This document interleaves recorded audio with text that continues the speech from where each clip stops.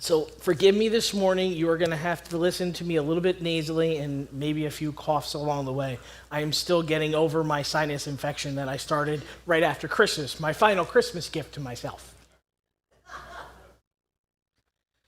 But as we enjoy our time together this morning, throughout Advent, we have explored some pretty spectacular stories, haven't we? Some really great stories about angels and fear, both spectacular in their emphasis on the Holy Family and the ways that God reached into the lives of the people who made up these stories. We talked about that fear and how our fears can sometimes stop us, keep us in place, and hold us back from doing what is really important. We've sat with those fears. We've looked at the ways that despite that fear, God still beckons us forward, right? Okay. And this morning, as we wrap up those discussions, we encounter one more story that is pretty spectacular and wonderful and full of love and hope. For those of you who joined us last week, you heard this story twice this year, and that is by design. Among the reasons for this, those three magi from the east could have made a lot of choices. But instead of giving in to some of the greatest fears they might have faced, they let their wonder guide their hearts to the greatest discovery, the greatest mystery this world would ever know, that being the Christ child.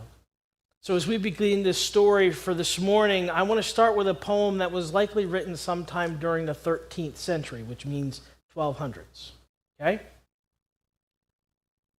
This is a poem by Rumi. Keep walking, though there's no place to get to. Don't try to see through those distances. That's not for human beings. Move within, but don't move the way fear makes you move. Today, like every other day, we wake up empty and frightened. Don't open the door to the study and begin reading. Take down a musical instrument. Let the beauty we love be what we do. There are hundreds of ways to kneel and kiss the ground. This is a poem that's titled Keep Walking. And in this poem, Rumi urges the seeker not to stop on the path even when the way feels uncertain, or when the night grows long, or our fears want to hold us back. It's a call to perseverance, to trust that movement towards the light, however small it might be, because it matters.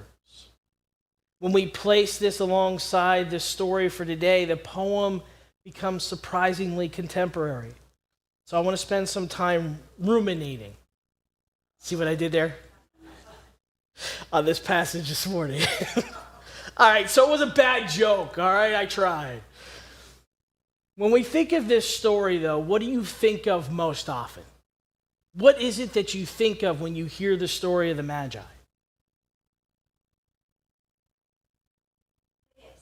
The gifts. Are you guys asleep this morning? Sort of.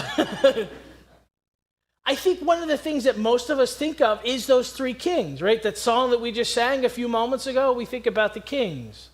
We often think of this small group of men, typically three, because of the gifts that they bring who come to visit the Christ child after his birth. Most often we think of them coming to see an infant and bowing before the baby to present their gifts. If you look at our holiday scene back there this morning, that's exactly what's portrayed, right? An infant. But here's the thing, though. What we think we know about the Magi is likely not even close to the truth.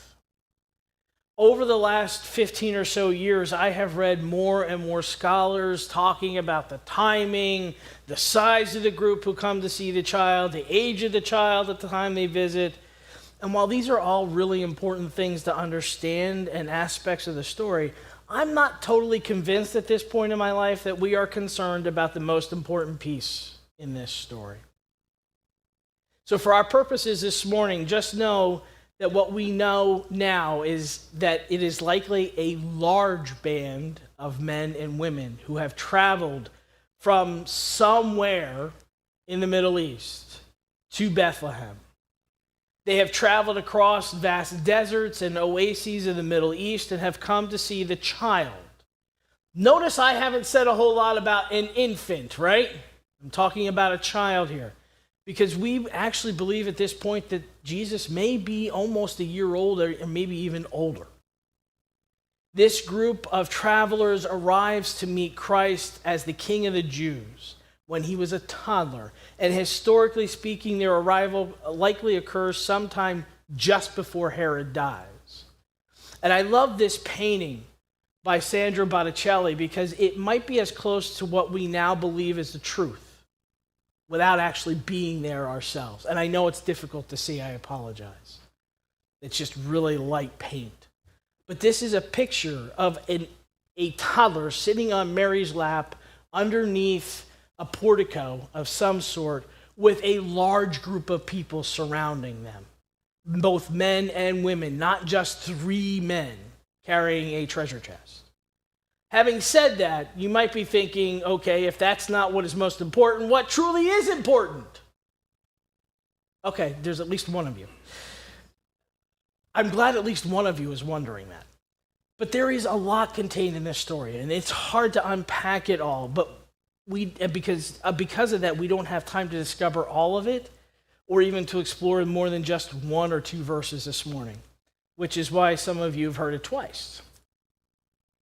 What is most important for us this morning is the idea of facing fears. And what better way to explore it than to talk about the travels of men and women following an unknown into a foreign land. With me? So this is what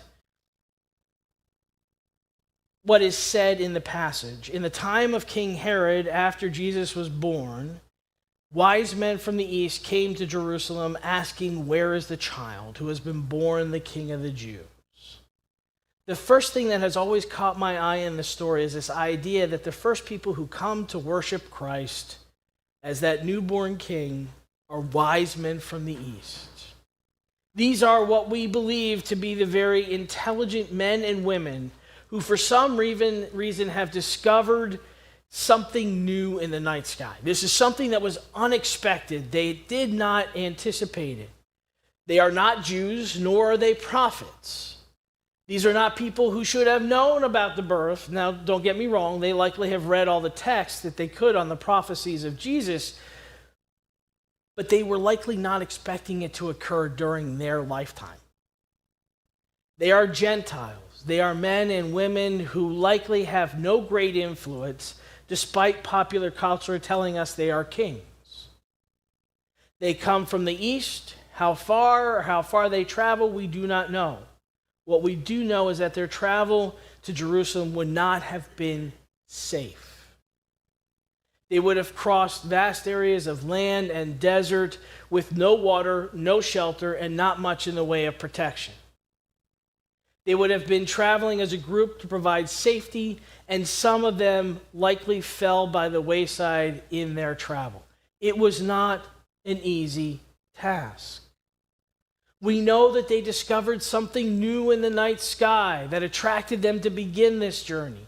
That star that they followed would have been an indication to them that something spectacular was happening or about to occur. They would have felt that they needed to find out what that star meant. And that is what drew them to the land of Israel, a foreign land where they would not have been known, may have been rejected because of the way they looked, the way they dressed, the way they talked. They were foreigners in a foreign land. Yet they still took that journey because something was pulling them out of their comfort zone into the unknown. The Magi were not simply following a star, they were following a longing. And they kept walking across borders and deserts, political danger, because something in them recognized that the world's true hope had finally appeared. Their journey mirrors Rumi's insistence that spiritual progress is made step by step, often without knowing clearly where you're going, and definitely without any guarantees. Yet these people moved anyway. And when they discovered where that star was leading them, they had been prepared with gifts to give this new king. Before they got there, though, they had to face one more fear. They had to face the fear of the king of Judea, a king that was so threatened by Jesus' very existence that he tried to use this group of people as a means to get what he wanted. By telling the Magi that he wanted to also pay homage, Herod wanted to use the Magi to learn about where this Christ child was, so that he could eliminate the threat to his throne. Luckily, though, God had other intentions. Gave the Magi a heads up, so to speak, as they left by another way. But Herod refused to be thwarted, and so he plotted to kill all the children of Bethlehem under the age of 2, who had been born around the time that star appeared. Again, not wanting to belabor this point, but for us to understand Herod's state of mind, this child was a serious threat to him, so much so that Herod wanted his very existence removed from the world. And so he tries, but gratefully he did not succeed. The point is that Herod is one of those people who is so focused on what it is that he wants. Despite being a Jew, he has forgotten the promise that came with the birth of Jesus Christ. So for us today, we need to remember that each time someone comes into our lives, our society, and our world begins to threaten what we believe to be the truth. You know, those forces of fear, violence, evil, and self-preservation that try to help us and keep us from seeking what is holy and life-giving? You guys know what I'm talking about? This story, the killing of these innocents, reminds us that the world has always resisted the birth of hope. Here's the thing that I want all of us to hear very clearly today. We can use this story to help us restore hope because the Magi show us another way. They kept walking.